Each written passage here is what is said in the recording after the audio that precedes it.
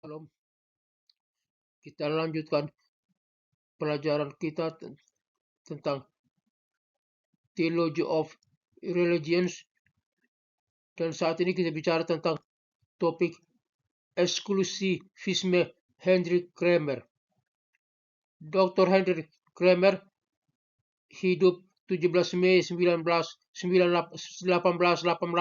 sampai 11 November 1965. Adalah seorang misiolog, ahli bahasa, teolog awam, dan tokoh ekumenis Hervormd Belanda. Dalam bukunya Gerard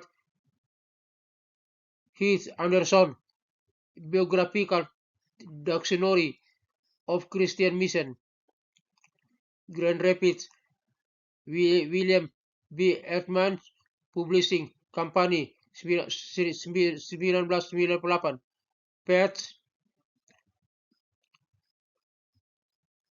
307, 5 to 307,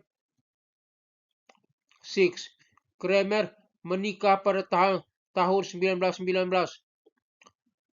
Dalam bukunya Scott W. Sundquist, A Dictionary of Asian Christianity, Grand Rapids, William B. Ehrman Publishing, 2001, page 231.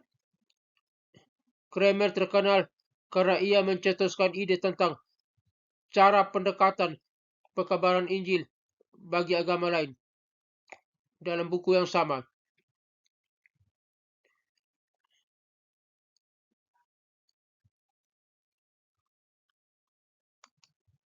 dalam dunia teolog, Kramer termasuk kaum awam karena ia tidak pernah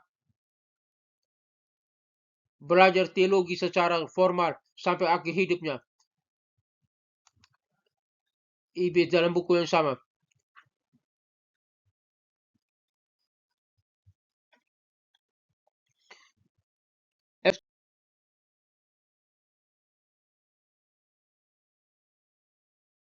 Eksklusivisme Hendrik Kramer. Dr. Hendrik Kramer, 17 Mei 1988 sampai 11 November 1965, adalah seorang misiolog, ahli bahasa, teolog awam, dan tokoh ekumenis Hervormd Belanda. Kramer menikah pada tahun 1919 karena terkenal karena ia mencetuskan ide tentang cara pendekatan pekabaran Injil bagi agama lain.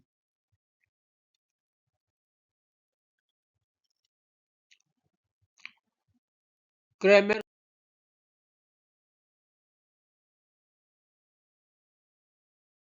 kehilangan orang tuanya pada usia 12 tahun sehingga ia tinggal di panti asuhan. Dalam bukunya Escute Moreu Evangelical Dictionary of World Mission, Kramer mempelajari Alkitab secara otodidak. Dalam buku yang sama, Ibid, selama proses mempelajari Alkitab secara pribadi itu, Kramer mengalami pertobatan. Dalam buku yang sama, pada usia 16 tahun, Kramer mengambil keputusan untuk menjadi seorang pekabaran Injil. Dalam buku yang sama,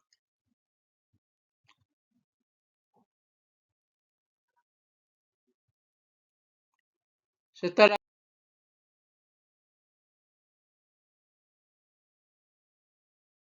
memutuskan untuk menjadi pekabaran Injil, Kramer masuk ke dalam sekolah pelatihan bagi para pekabaran Injil di Rotterdam. Setelah itu, Kramer belajar tentang agama Islam di Kairo dari tahun 1921 sampai 1922. Kemudian ia masuk ke dalam sekolah pelatihan bagi pekabaran Injil di Rotterdam. Selama masa-masa belajarnya, Kramer aktif di dalam perhimpunan mahasiswa Kristen Belanda hingga ia mengenal John R. Mood Kramer juga bekerja belajar bahasa Jawa di Universitas Leiden. Pada tahun 1921, Kramer mendapat gelar doktoralnya di Universitas Leiden di bawah bimbingan Snog Hurgonje. Dalam bukunya Gerald H. Anderson Biographical Dictionary of Christian Mission, Grand Rapids, William Publishing Company, 1998, halaman 375 sampai 376.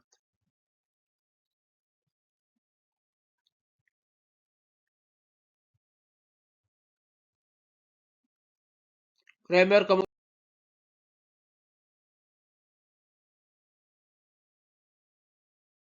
diutus untuk melayani sebagai pekabaran Injil di Indonesia, pekabar Injil di Indonesia tahun 1922 sampai 1937. Selain itu, Kramer juga bekerja bagi Lembaga Alkitab Belanda di Indonesia. Sekembalinya ke Belanda, Kramer menjabat sebagai profesor sejarah dan fenomenologi agama di Leiden 1937 sampai 1947. Selama masa ini, Kramer sangat aktif dalam kehidupan gereja di Belanda. Kramer melakukan revitalisasi terhadap kehidupan gereja Hervormd di Belanda, gereja reformasi Belanda, khususnya pada masa sesudah perang sejak tahun 1948 sampai 1955. Kramer menjadi direktur pertama di Institut Ecumenical Institute di Bossey, Swiss, untuk mendidik pemimpin-pemimpin gerakan ekumenis serta mendidik kaum awam yang ingin terlibat dalam pembangunan gereja dan negara. Setelah pensiun, Kramer menjadi dosen tamu di Seminari Teologi.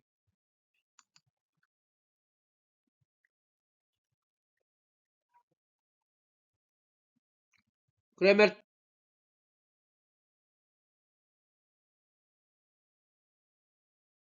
tiba di Indonesia pada tahun 1922. Selama di Indonesia, Kramer pertama-tama tinggal di Yogyakarta. Lalu kemudian ia pindah ke Malang. Di Malang, Kramer dan B.M. Skurman mendirikan sekolah teologi Balai Wiyata, sebuah sekolah yang sangat memberikan perhatian pada kebudayaan Jawa. Kramer juga mempelajari perubahan-perubahan di dalam kehidupan sosial masyarakat Jawa.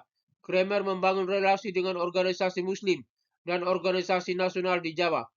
Kramer bergabung dengan Jong Java, organisasi pelajar Jawa.